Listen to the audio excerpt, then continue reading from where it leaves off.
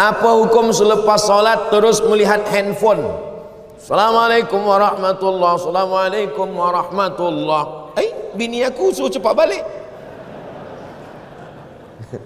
Ada orang tanya saya, Ustaz Somad, apa hukumnya lelaki takut pada isteri? Kata saya, lelaki yang takut pada isteri, nanti bila dia mati, dia tak kena azab kubur. Sebab apa? Sebab dia dah terlalu kena azab di dunia.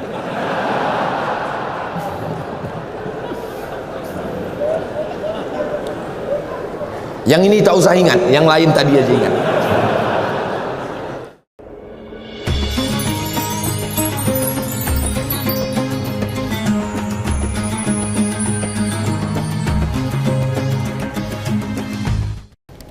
Ustaz, sekiranya seorang itu sering melakukan dosa, dalam masa yang sama dia mohon ampun juga kepada Allah. Syarat taubat 3. Pertama, an-nadamu fil qalbi, menyesal dalam hati. Yang kedua, al-iqraru bil lisani, diucapkan dengan lidah, astaghfirullah. Agak panjang, astaghfirullahalazim. Lebih panjang, astaghfirullahalazim alladzi la ilaha illa huwal hayyul qayyum wa atubu ilaih. Lebih panjang, Allahumma anta rabbi la ilaha illa anta khalaqtani wa ana 'abduka wa ana 'ala ahdika wa wa'dika mastata'tu a'udzubika min syarri ma sana'tu abu laka bi ni'matika 'alayya wa abu bi dzambi faghfir li fa innahu la yaghfiru dzunuba illa anta. Saya belum hafaz, gerak-gerakkan aja mulut. Menyesal dalam hati, ikrar dengan lisan. Yang ketiga, al-itmaru alla ya'uda ilaihi abadan, bertekad kuat tidak akan kembali kepada dosa. Orang yang lebih mendulukan istighfar di mulut daripada menyesal di hati, menyesal dulu baru mulut. Siapa yang mulut dulu beristighfar, belum ada menyesal di hati, kal mustahzi, seperti orang yang mengejek, mengolok-olok Allah SWT. Mudah-mudahan kita berubah di bulan haram, bulan Muharram, bulan mulia. Kita semuanya menyesal, istighfar, dan tak mengulangi lagi insyaAllah. Amin ya Rabbal. Al-Fadil, Tuan Guru Ustaz Somad, apakah hukum membawa anak kecil ke masjid dalam masa yang sama membiarkan anak mengganggu orang sedang sembahyang? Ada namanya sobi, ada namanya mumayyiz, ada namanya amrat, ada namanya baligh. Baligh dah menimpi, dah balik. Amrat dah tumbuh tipis, tipis macam saya ni lah, tumbuh tipis. Mumayyiz sudah boleh membezakan mana makanan, mana kotoran. Sabi belum boleh membezakan. Jadi kalau budak kecil dia agak ribut, menjerit, kita katakan dia diam, ini mumayyiz. Tapi bila kita cakap begini, dia pula balik begini, itu sabi. Yang kita bawa ke masjid ni yang mumayyiz. Sebab yang sabi ni dia tak terkendali. Ayah dia takbiratul ihram, dia pun berkata game dah mula. Pak cik di samping ni, sebelah ni sembayang, dia letak cermin mata dia di bawah. Manakala ayah ni sembayang, budak ni berlari. Setiap budak ni berlari, pak cik ni kata dia takut terpijak. Lepas sembayang, assalam, tak sampai salam kiri, assalamualaikum, anak engkau ni. Jadi yang kita bawa ni yang mumayyiz. Yang sabi tak boleh kita bawa. Berapa umur mumayyiz ni? 4 tahun, 5 tahun. Tengok budak, berapa budak. Ada pula puan bercakap, saya Pak Ustaz, jangankan anak, laki saya pun belum mumayyiz lagi. Na'udzubillah. Apa hal ni? Ini. Jadi kita bawa. Nah, mumayyiz ni di mana sop dia? Budak yang mumayyiz belum akil baligh, dia sebenarnya tidak memutus saf kalau cukup 2 syarat. Jadi kalau ada orang sembahyang, dia letak anak dia di sebelah, sebenarnya budak ni tak memutus saf. 2 syarat. Syarat yang pertama, budak ni dah berkhitan. Jadi kalau budak kecil lahir 8 hari, akikah 7 hari, berkhitan, maka sesungguhnya sudah bersih. Yang kedua, wuduk dia betul. Kenapa budak-budak kecil kita larang? Budak kecil belakang. Sebab dia tak cukup 2 syarat. Saya tengok budak kecil, budak tadika, dia ambil air, ambil mata dia je. Kaki dia sipak-sipak air. Ayah dia tak tengok. Yang kedua, budak kecil di tempat kita banyak belum berkhitan. Dan tak mungkin pula ada satu security di pintu cek. Dah ni dia hafal, ini belum, ni belakang. Macam mana kita tak tahu? Jadi sebab kita tak tahu budak ni wuduknya betul ke atau tidak, apakah dia ada berkhitan belum, maka untuk al-khuruju minal khilaf, supaya keluar daripada khilaf, budak kecil buatkan satu saf di belakang supaya tak putus saf belakang. Budak kecil. Tapi budak kecil ni kalau dia saf belakang meribut, tidak. Masjid tempat saya, Masjid Agung An-Nur namanya, budak kecil tenang. Saya tazkirah Ramadan, budak kecil tenang. Saya heran, kenapa budak kecil tenang? Rupanya di belakang ada satu bawa rotan. Apa sebabnya? Saya tanya. Oh, patut budak ni tak meribut. Engkau pukul? Tak ada, Ustaz. Kita tengok aja. Di muka Ustaz saya senyum, tapi muka budak ni. Ini tentang budak kecil. Kita bawa ke masjid. Kalau di masjid masih ada budak kecil, berbahagialah. Berarti apa? Masjid kita 20-30 tahun lagi tetap ada yang iktikaf kajian duha salat berjamaah. Allahu Akbar. Tapi kalau di masjid tu dah tak ada lagi budak-budak, kita tak tahu. Masjid kita boleh jadi macam masjid di Andalusia. Masjid Andalusia tak ada lagi orang sembahyang. Datanglah turis datang ke Andalusia, dia tengok dah jadi museum, tak ada lagi orang sembahyang. Dia nak sembahyang pun tak boleh, forbidden, tak boleh sembahyang. Maka dia azan di situ, Allahu Akbar, Allahu Akbar. Polis-polis heran, apa awak azan sini? Batu-batu ni dah rindu lama tak mendengar azan. Jangan sampai masjid kita menjadi masjid seperti di Andalusia, sebab tak ada lagi budak-budak sembahyang. Tapi tetap kita atur, jangan sampai balik dari masjid semua naik, marah naik. Kata puan di rumah, abang ke masjid nak hilangkan setan, aku berjumpa setan di masjid. Tiga, yang berbahagia Ustaz, apa hukum selepas solat terus melihat handphone? Assalamualaikum warahmatullahi, Assalamualaikum warahmatullahi. Bini aku suruh cepat balik. Ada orang tanya saya, Ustaz Somad, apa hukumnya lelaki takut pada isteri? Kata saya, lelaki yang takut pada isteri, nanti bila dia mati, dia tak kena azab kubur. Sebab apa? Sebab dia dah terlalu kena azab di dunia.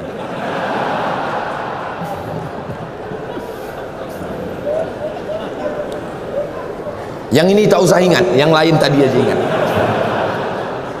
Sembayang tu apa? Apa sembayang itu? Aqwalun, ucapan, maknanya Al-Fatihah, rukun. Wa af'alun, perbuatan, tegak, mengangkat tangan, ruku, i'tidal, sujud, duduk antara sujud, salam, tasyahud. Mufattatahatun bitakbir, dibuka dengan takbiratul ihram. Wa muhtatamatun bitaslim, ditutup dengan salam. Itulah sembahyang. Assalamualaikum warahmatullahi, Assalamualaikum warahmatullahi. Sembahyang dah selesai. Tapi dia tak ikut sunnah. Sunnah paling elok doa. Bila doa yang paling afdal ya Rasulullah? Ba'dal maktubah, ba'dal faridah, selepas solat fardu berdoa, berzikir dulu. Astaghfirullahaladzim, subhanallah, subhanallah, subhanallah, alhamdulillah, alhamdulillah, Allahu Akbar, Allahu Akbar. Habis itu berdoa. Kenapa tak berzikir? Bila kita berzikir, malaikat-malaikat turun. Malaikat menengok orang berzikir, memanggil malaikat yang lain, halummu ila hajatikum, inilah yang kamu hajatkan, yang kamu cari-cari. Malaikat pun ikut berzikir dan mengaminkan doa. Doa kita itu pun diaminkan. Ad-da'i yang berdoa, wal mu'ammin yang mengaminkan, fil ajri sawa, balasannya sama, maka aminkan. Allahumma inna nas'aluka salamatan fid din, amin. Aminkan. Ini banyak sekarang tak mengaminkan. Bila ditanya, kenapa engkau tak aminkan doa imam? Imam tu minta hujan ustaz. Saya berniaga ais krim. Yang kita minta bukan hujannya, rahmatnya, barokahnya. Ni lepas sembahyang tak ada lagi berdoa. Assalamualaikum warahmatullahi wabarakatuh. Assalamualaikum warahmatullahi wabarakatuh. Macam ayam nampak padi. Kenapa engkau tak berdoa? Kenapa awak tak berdoa? Doa yang lama aja belum terkabul lagi. Berdoa. Kata Imam Sayyidina Umar bin Khattab, aku tetap berdoa karena doa itu adalah ibadah. Doa silahul mu'min. Nah, jadi adab dia kurang adab dia. Ustaz, bagaimana kita nak tahu kita rasa Allah ni redha dengan kehidupan kita? Dalam kitab Ar-Risalah Al-Qushairiyah kata ulama, aku tahu bila Allah ridha pada aku. Macam mana engkau tahu bila Allah ridha pada engkau? Aku tak tahu sembahyangku diterima Allah atau tidak. Aku tak tahu hajiku diterima Allah atau tidak. Tapi aku tahu bila Allah ridha pada aku. Macam mana engkau tahu? Bila aku ridha menerima takdir Allah, maka saat itu Allah ridha kepada aku. Apa itu ridha menerima takdir? Sururul qalbi ala madaratil qada. Hati senang, hati bahagia menerima ketetapan Allah Subhanahu wa taala. Ini berat. Banyak orang hanya pada level sabar. Kalau sabar itu hanya menahan tapi tak bahagia. Yang lebih daripada itu di atas sabar adalah ridha. Senang hati, lapang dada, tak sempit jiwa menerima takdir Allah. Dia tidak menengok ketetapannya, yang dia tengok siapa yang membagikannya kepada dia. Ini berat. Doakan supaya Ustaz Somad boleh ridha menerima ketetapan Allah. 5. Saya ingin bertanya, bagaimana mahukan rumah tangga yang bahagia di sisi Allah? Puan, ada 5 hak pada suami. Tuan, ada 5 kewajiban. Kalau dilaksanakan, insya Allah kita boleh bahagia. Pertama, bagi makan. Yang kedua, bagi pakaian. Yang ketiga, bagi tempat tinggal. Yang keempat, bagi pendidikan. Yang kelima, bagi perhatian. Sebab perempuan ni nak diperhatikan. Dia tak pernah memuji saya, Ustaz. Ada orang lain yang puji, hati saya terpaut. Kenapa engkau jalan dengan dia? Dia dah macam abang saya, dia dah macam saudara saya. Berawal dari macam-macam, berawal dari macam, berakhir jadi macam-macam. Maka kalau kita jaga ini, insya Allah. Khuliqatil mar'atu min dhila'. Perempuan ini diciptakan dari tulang rusuk. A'wajuha a'laha. Tulang rusuk yang paling bengkok bagian atas, itulah perempuan. In akhalta aqamtaha kasartaha. Kalau kau nak paksakan dia lurus, dia akan patah. Bila kau ikut, kau akan jadi bengkok. Ustaz, kalau ikut bini, Ustaz bengkok. Maka pandai-pandailah kita. Maka insya Allah, siapa orang yang paling baik di antara lelaki ini? Khairukum khairukum li ahli. Orang yang paling baik di antara kamu, orang yang paling baik kepada istri. Jadi kalau ada tuan-tuan yang paling baik di masjid, khusyuk solat, tapi kasar, cakap, caci maki, sumpah serapah. Kalau dia pergi dengan kawan, kawan ni bawa air, tumpah air, dia senyum. Tak apa, tak apa, kita ambil air lagi. Tapi kalau bini tumpah, mana mata dulu. Bila sakit, bukan kawan datang, bini lah yang datang. Sakit di hospital, bini datang, suap. Makan ya bang, sabar bang, sabar. Insya Allah sebelum hari Jumat selesai ni, insya Allah. Bila kita baik, dia suap baik. Tapi bila kita kasar, makan. Udah sakit, tak mati-mati pula lagi. Betul tak puan? Betul kata puan. Rasa puas hati saya pagi ni, Ustaz. 6. Zaman saya muda-muda dulu selalu tinggalkan sembahyang. Bagaimana nak mengqadaknya, Ustaz? Selepas satu sembahyang qadak. Lepas zuhur qadak zuhur. Usalli fardhu zuhri 4 rakaatin qadaan. Lepas asar qadak asar. Tapi untuk asar jangan qadak di masjid, di rumah. Bila kita qadak di masjid, nanti kawan berbisik, siapa ni? ISIS. Sesat ni. Ha. Dia tanya pula, sembahyang apa engkau? Mana ada sembahyang sunat? Siapa ajarkan engkau? Ustaz Somad. Aku dah cakap lama, Ustaz tu sesat. Maghrib, usalli fadal maghribi salasa raka'atin qada'an. Bukan maknanya saya bagi makna qada' ni kita ringan-ringankan saja sembahyang. Jam sikit tak sembahyang, mengantuk sikit tak sembahyang. Maknanya supaya kita jaga jangan sampai tinggal sembahyang. La kafarata laha illa dzalik. Sembahyang tak boleh ditebus dengan puasa, sembahyang tak boleh hapus dengan umrah. Illa dzalik, mesti dengan sembahyang. Sepakat 4 mazhab ittifaq, Hanafi, Maliki, Syafi'i, Hambali, sembahyang mesti diqada. Tapi kata ustaz kami tak perlu qada. Ibnu Taimiyah kata, Ibnu Taimiyah tak perlu qada, istighfar saja. Tapi dia keluar daripada 4 mazhab. Kita pakai 4 mazhab, wajib diqada. Tapi jangan sebab tazkirah di Bukit Jelutong ni esok semua office kosong. Kemana semua? Semua mengqada. Qada tu lepas satu sembahyang qada.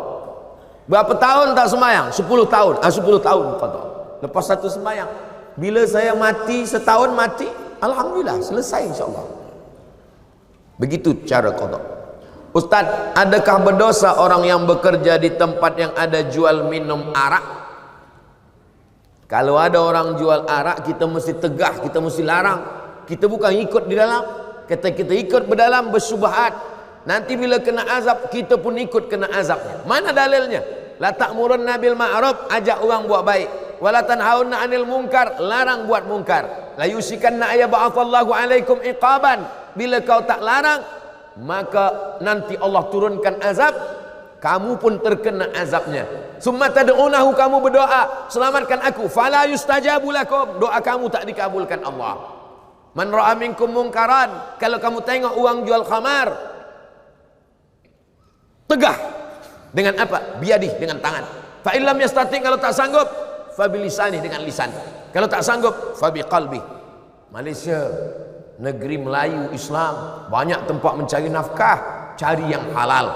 Yang kita cari rezeki ini adalah wabarakatan fir rizqi. Yang ada kuasa tegah, yang tak ada kuasa dengan lisan. Dengan lisan tak sanggup, dengan hati. Tapi jangan kita ikut di dalam.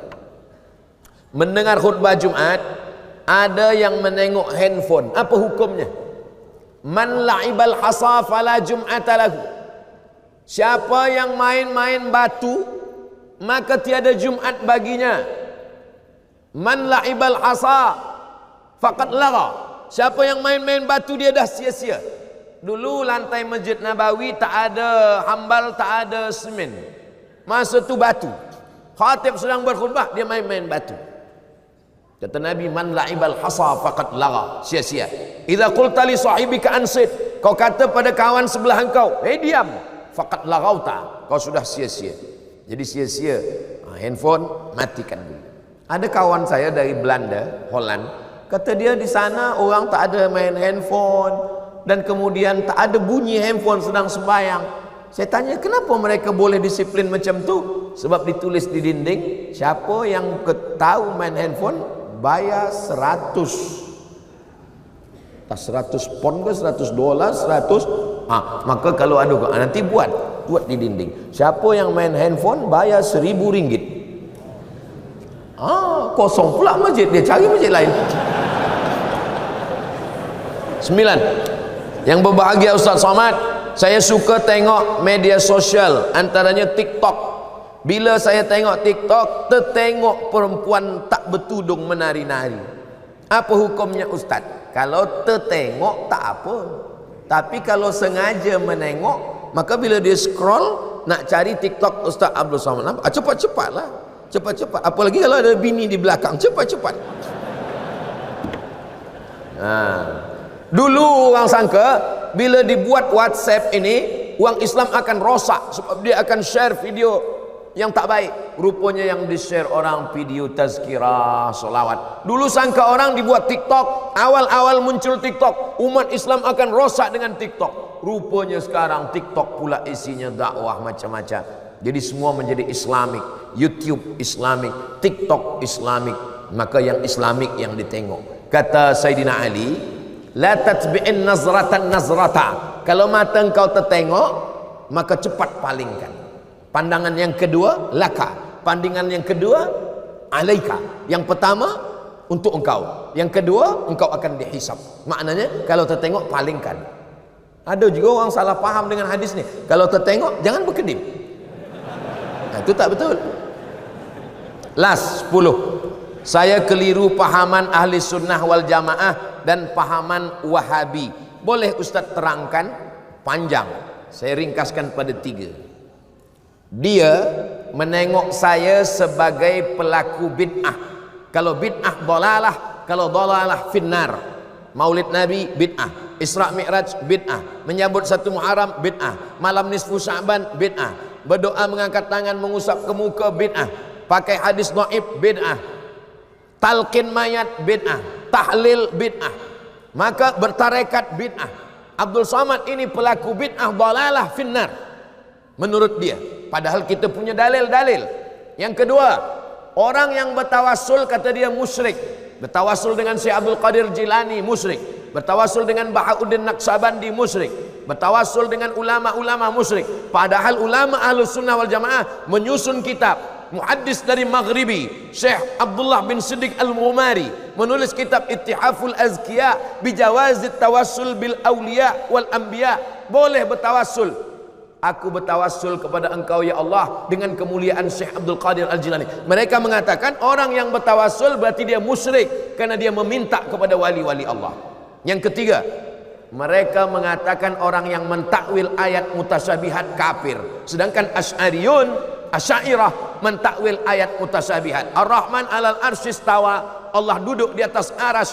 Siapa yang memahami Allah bertempat duduk di atas aras, maka dia adalah mujassimah menurut Asy'ariyah. Lalu apa makna Allah bersemayam di atas aras? Maknanya Allah Maha Kuasa.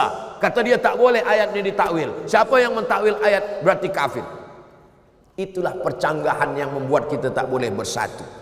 Dia tengok saya sebagai pelaku bid'ah, dia kata saya ni sebagai orang musyrik kerana bertawassul, dia katakan saya ni sebagai orang kafir kerana saya mentakwil ayat. Maka tak boleh kita bersama sebab ada 3 perbezaan yang amat sangat mendasar.